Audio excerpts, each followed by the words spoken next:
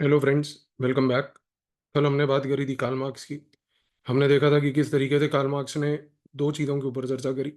Karl Marx ने बताया कि कैसे एक इकोनॉमिक बेस स्ट्रक्चर होता है, वो कैसे सुपर स्ट्रक्चर को इंस्पायर करता है। हमने फिर ये भी चर्चा करी कि स्टेट इस पूरे डिबेट में क्या रोल प्ले करता है, कैसे वो कैपिटलिस्ट क्लास जो कि बुर्जुआ क्लास है उसका एक इंस्ट्रूमेंट है, और कैसे वो सुपर स्ट्रक्चर को इन्फ्लुएंस करता है बुर्जुआ क्लास के बिहाफ पे। हमने साथ में ये भी चर्चा करी कि कार्ल मार्क्स ने कैसे बताया कि बुर्जुआ क्लास और प्रोलेटेरिएट जो कि लेबर क्लास है, उनके बीच में एक परपेचुअल क्लास स्ट्रगल क्यों और कैसे होता है। और लास्ट में हमने ये एक फाइनल अंडरस्टैंडिंग बिठाई कि कैसे history of society as per Karl Marx is the history of class struggle. Karl Marx का ये जो आइडिया था ये बहुत रेवोल्यूशनरी था, क्योंकि कार्ल मार्क्स ने जिस प्रकार की चर्चाएं करी हिस्ट्री में, पॉलिटिकल साइंस के डिसिप्लिन में, खास करके पॉलिटिकल थिंकिंग को इन्फ्लुएंस करने के लिए किसी भी व्यक्ति ने आज तक इस प्रकार की चर्चा नहीं की थी। लेकिन कार्ल मार्क्स के आइडियाज इतने रेवोल्यूशनरी थे कि इसकी वजह से बहुत सारे थिंकर्स और भी इंस्पायर हुए, और उनमें से एक थिंकर है जो इंस्पायर हुआ, जो पॉलिटिकल इकोनॉमी अप्रोच में बहुत इंपॉर्टेंट रोल प्ले करता है। उसका नाम है एंटोनियो ग्राम्स्की। वैसे हम ग्राम्स्की को इन डिटेल और in depth western political thought में कार्ल मार्क्स के साथ दोबारा भी पढ़ेंगे। कार्ल मार्क्स के बारे में भी जो हमने चर्चा करी वो बड़ी बेसिक सी चर्चा है, बहुत सारे एडवांस्ड एस्पेक्ट्स भी हैं उसके। वेस्टर्न पॉलिटिकल थॉट में मैं आपको सब पढ़ाऊंगा डिटेल में और इन डेप्थ में। बट एंटोनियो ग्राम्स्की के आइडियाज को भी समझते हैं, और समझते हैं कि वो पॉलिटिकल इकोनॉमी अप्रोच में कैसे काम आते हैं। तो एंटोनियो ग्राम्स्की ने सबसे पहले तो ये किया कि he built on the ideas of Marx. ये आपको पहली चीज याद रखनी है। तो एंटोनियो ग्राम्स्की का पूरा फ्रेमवर्क जो है वो मार्क्स के फ्रेमवर्क को ही यूज करते हुए आगे बढ़ता है। अब यहाँ पर एंटोनियो ग्राम्स्की ने क्या बोला, उसने ये बोला कि भाई रूलिंग क्लास जो होती है सोसाइटी में, पॉलिटिक्स में, वो कंट्रोल करती है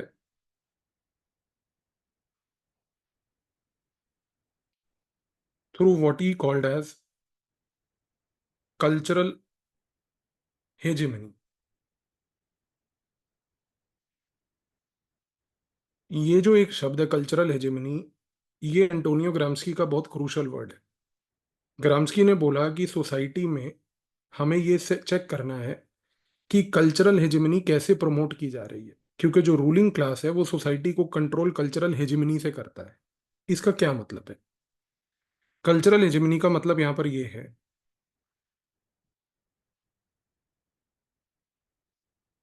एक सिंपल लैंग्वेज में, कि ग्राम्स्की ने बोला कि कोई भी सोसाइटी को अगर आप देखो तो सोसाइटी में जो कंट्रोल होता है लोगों के ऊपर, वो कंट्रोल जो है बेसिकली सिर्फ फोर्स से नहीं आता। फोर्स का मतलब यहां पर ये हुआ है कि भाई ग्राम्स्की ने बोला पॉलिटिकल सोसाइटी, ये चीज को समझो पहले। ग्राम्स्की ने क्या बोला कि एक सोसाइटी है, उस सोसाइटी में लोग रहते हैं, हमें उस सोसाइटी में लोगों के ऊपर कंट्रोल लाना है। कंट्रोल लाने का क्या तरीका है? एक तरीका तो ये है कि फोर्स का प्रयोग करो। फोर्स का मतलब होता है पॉलिटिकल सोसाइटी का प्रयोग करो, क्योंकि ये जो फोर्स है ये पॉलिटिकल सोसाइटी का पार्ट होती है। ये फोर्स और पॉलिटिकल सोसाइटी में क्या आता है? यहाँ पर आपकी आर्मी और पुलिस आती है। आर्मी और पुलिस क्या है? वो एक पॉलिटिकल सोसाइटी का हिस्सा है, वो फोर्स है सोसाइटी के अंदर। अगर आपको सोसाइटी में कंट्रोल लाना है तो ग्राम्स्की कहता है कि भाई एक तरीका है पॉलिटिकल सोसाइटी का प्रयोग करना, कि बल के प्रयोग से, फोर्स के प्रयोग से, आर्मी का यूज करो, पुलिस का यूज करो और लोगों को कंफर्म करो, कंट्रोल करो। पर ग्राम्स्की कहता है कि नहीं, ये गलत है। वो कहता है कि देखो सबसे बड़ी बात यह है कि एक सोसाइटी में जो कंट्रोल है, वो कंट्रोल सिर्फ पॉलिटिकल सोसाइटी नहीं, बल्कि वो कंट्रोल जो है सिविल सोसाइटी के थ्रू भी आता है। और सिविल सोसाइटी और पॉलिटिकल सोसाइटी के कॉम्बिनेशन पे, सिविल सोसाइटी का मतलब है मीडिया, सिविल सोसाइटी का मतलब है यहाँ पर एजुकेशन, सिविल सोसाइटी का मतलब है यहाँ पे रिलीजन। तो ग्राम्स्की ने क्या बोला, अगर आप एक सोसाइटी में कंट्रोल चाहते हैं तो कंट्रोल लाने के लिए पॉलिटिकल सोसाइटी और सिविल सोसाइटी का प्रयोग करें। पॉलिटिकल सोसाइटी में आर्मी और पुलिस है, और सिविल सोसाइटी में मीडिया, एजुकेशन और रिलीजन है। तो मीडिया, एजुकेशन, रिलीजन, आर्मी और पुलिस मिलके सोसाइटी में कंट्रोल प्राप्त करते हैं, और ये जो कंट्रोल होता है इसको उसने कहा कल्चरल हेजेमनी। अब ये है क्या ये सब, और चीजों को समझिए धीरे धीरे। ग्राम्स्की कहता है कि देखिए, किसी भी सोसाइटी में आपको जो फोकस करना चाहिए वो होना चाहिए आपका आइडियाज पे, सोसाइटी में बिलीफ्स पे, सोसाइटी में कॉमन सेंस पे। इन चीजों से क्या होता है, एक सोशल ऑर्डर बनता है। पहली बात तो भाई, हर सोसाइटी में उस सोसाइटी के अपने आइडियाज होंगे, उसके बिलीव्स होंगे, कुछ कॉमन सेंस के नजरिए से वो चीजों को ऑब्जर्व करते होंगे। ग्राम्स्की कहता है कि देखो, किसी भी सोसाइटी में जो आइडियाज बिलीव्स हैं, कॉमन सेंस है, वो एक तो हो गई नेचुरल तरीके से अवेलेबल, लेकिन एक होती है जो मैन्युफैक्चर की जाती है बाय सिविल सोसाइटी, यानी कि मीडिया के थ्रू, एजुकेशन के थ्रू, रिलीजन के थ्रू। तो ग्राम्स्की क्या बोल रहा है, वो कह रहा है कि एक सोसाइटी में मीडिया, रिलीजन और एजुकेशन क्या करते हैं कि वो सोसाइटी में सोशल ऑर्डर लाते हैं। वो सोशल ऑर्डर कैसे लाते हैं, वो आइडियाज को, बिलीव्स को, कॉमन सेंस को नर्चर करते हैं। और ये नर्चर करने से जब एक सोसाइटी में सोशल ऑर्डर आता है तो वो सोशल ऑर्डर जो है ऐसे अपीयर करता है कि वो एक नेचुरल सोशल ऑर्डर है। इसका मतलब मैं आपको बताता हूँ। इसका मतलब ये है कि ग्राम्स्की एक बड़ी इंपॉर्टेंट बात बोल रहा है। वो कह रहा है कि देखो, एक सोसाइटी में सिविल सोसाइटी होती है, सिविल सोसाइटी में मीडिया, रिलीजन, एजुकेशन होते हैं। ये लोगों का काम होता है कि सोसाइटी में आइडियाज और बिलीफ्स को बनाना, उन आइडियाज और बिलीफ्स को सोसाइटी में परकोलेट करना, यानी कि लोगों को तक पहुंचाना, और लोगों तक पहुंचा के सोसाइटी में एक सोशल ऑर्डर का एक भ्रम पैदा करना कि देखो ऐसी चीजें नॉर्मल है।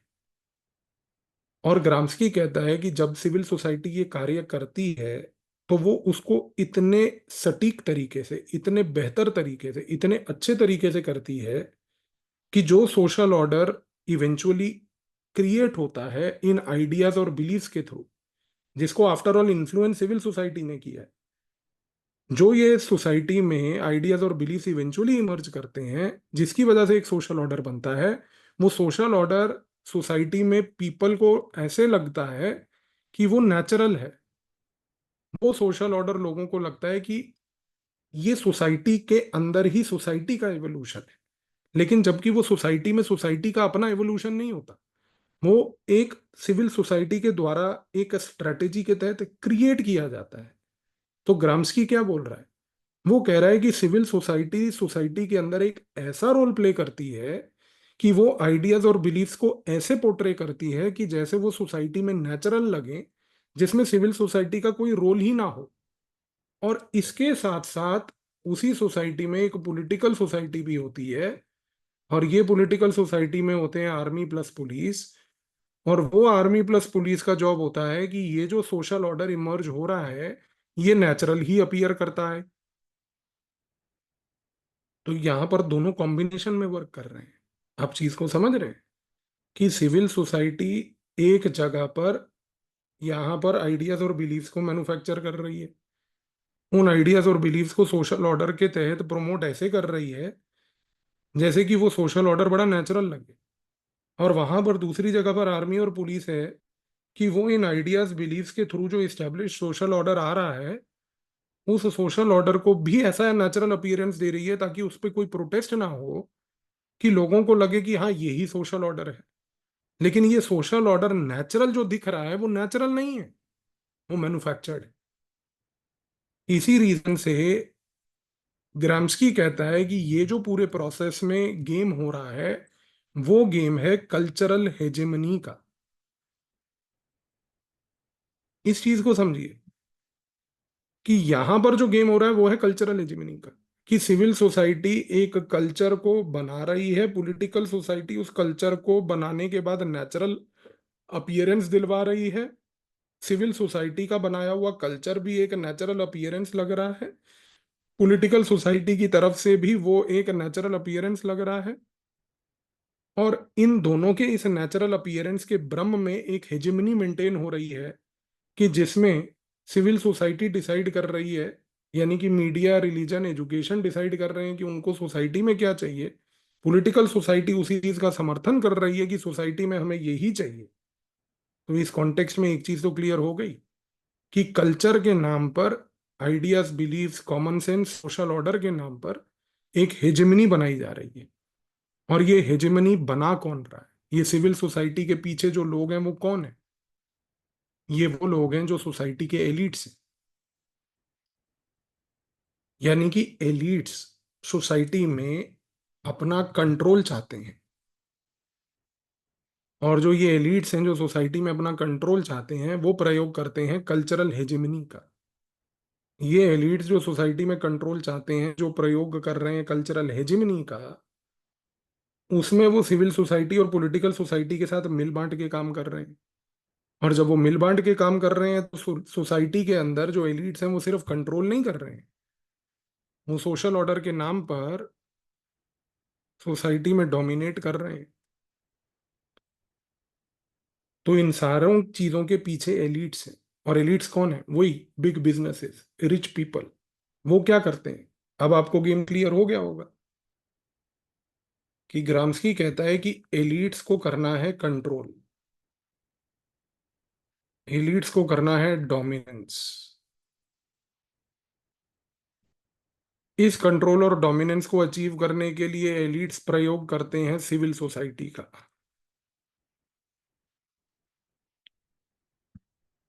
सिविल सोसाइटी क्रिएट करती है सोसाइटी में आइडियाज, बिलीव्स, कॉमन सेंस। इससे मेंटेन करती है social order.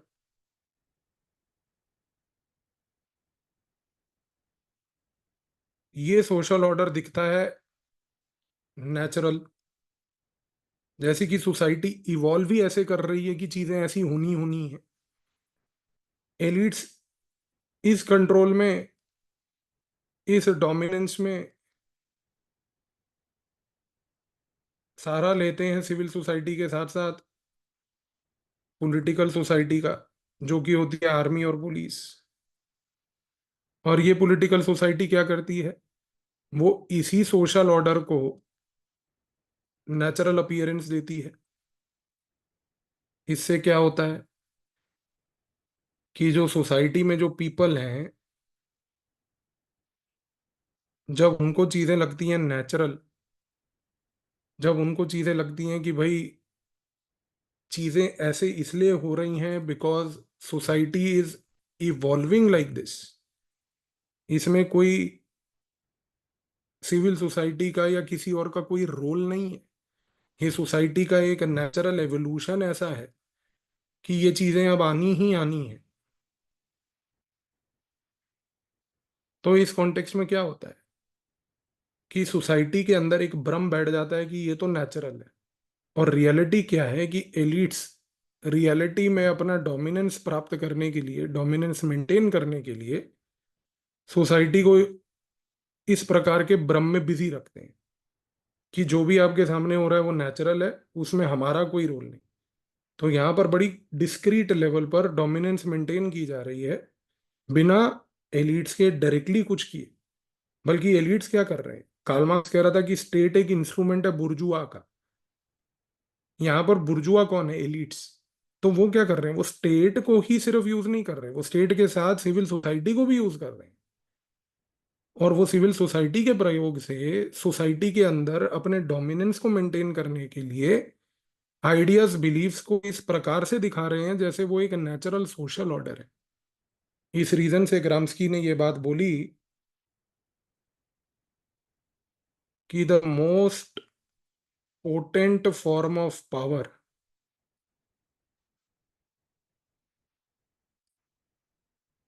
Is one that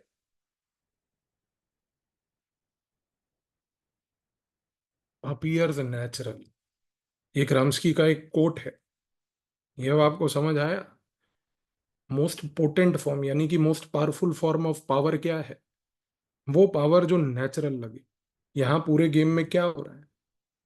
पूरी पावर नेचुरल लग रही है, डोमिनेंस नेचुरल लग रहा है। एलीट्स के पास अगर पैसा है, वो पैसे को मेंटेन करके और पैसा बनाए जा रहे हैं, तो कोई उसको क्वेश्चन नहीं कर रहा, क्योंकि हमें लग रहा है कि नहीं, वो एलीट्स हैं तो they have a right to make money. पर हमें ये चीज समझ नहीं आ रही कि उन्होंने हमारे आइडियाज को, बिलीव्स को, कॉमन सेंस को इस प्रकार से रीडिजाइन कर दिया है कि जिससे कि हम उनके डोमिनेंस को कभी चैलेंज ही नहीं करते, हम उनके डोमिनेंस को कभी किसी प्रकार से क्वेश्चन ही नहीं करते। तो यही ग्राम्स्की कह रहा है कि the most potent form of power is one that appears natural. इसी रीजन से ग्राम्स्की ने यह भी बात बोली कि यहां पर हो क्या रहा है? हो ये रहा है कि जो एलिट्स हैं, वो अपना डोमिनेंस इस प्रकार से मेंटेन कर रहे हैं सोसाइटी में कि जो ऑपरेस्ड क्लासेस हैं,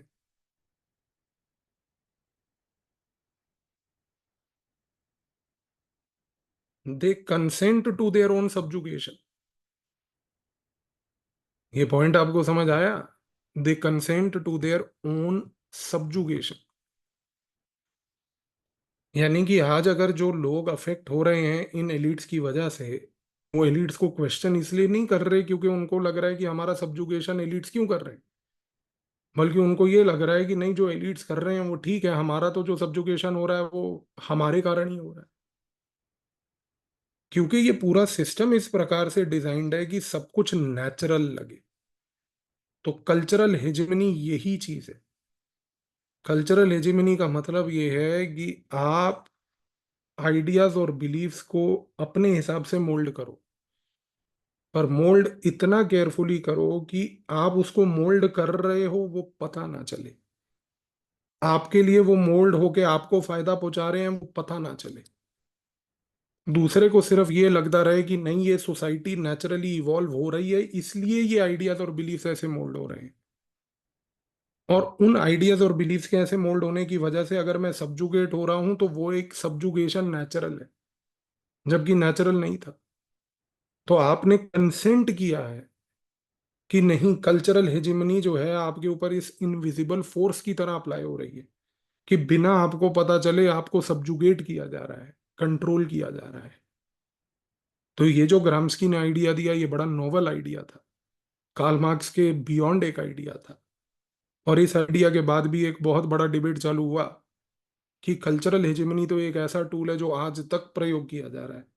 जब हम ग्राम्स्की को वेस्टर्न पॉलिटिकल थॉट में पढ़ेंगे तो मैं आपको बताऊंगा कि किस तरीके से इस आइडिया के एप्लीकेशन प्रेजेंट डे में मैनिफेस्टेशंस पूरे वर्ल्ड में दिखते हैं।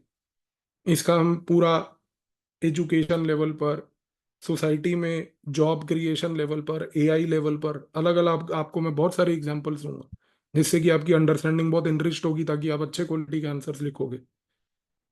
तो don't worry about that. Gramsci को हम आगे और पढ़ेंगे डिटेल में, बट आपको ग्राम्स्की का ये जो आइडिया है ये समझ आ गया कि पॉलिटिकल इकोनॉमी अप्रोच में ग्राम्स्की यही कहता है कि भाई कल्चरल हेजेमनी है जो आज की डेट में वर्क कर रही है, जिससे कि लोगों का सब्जुगेशन हो रहा है। और वो कंसेंट कर रहे हैं सब्जुगेशन के लिए, क्योंकि उनको ये कंसेंट इसलिए कर रहे हैं क्योंकि सब कुछ उनको नेचुरल लग रहा है। तो आई होप ये चीज आपको क्लियर हो गई होगी, एंड अब आप इसको आराम से मैनेज कर पाओगे। मिलते हैं नेक्स्ट क्लास में, नेक्स्ट वीडियो के साथ।